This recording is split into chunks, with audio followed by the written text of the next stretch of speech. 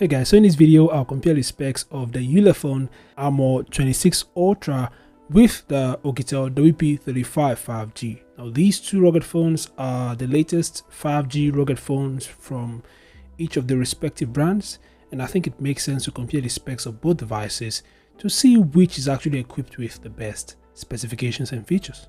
If you're new here, make sure to subscribe and turn on notifications. So without further ado, let's compare the top specs of both devices. Perfect.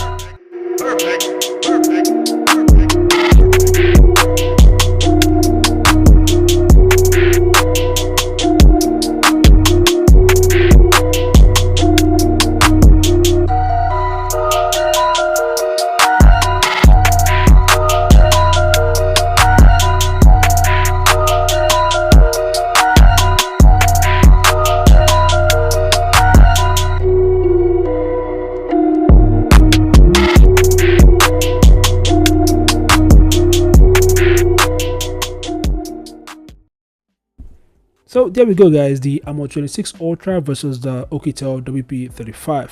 Personally, I believe the Armor 26 Ultra is a far more better 5G device, but which of the two devices do you think is best in your opinion?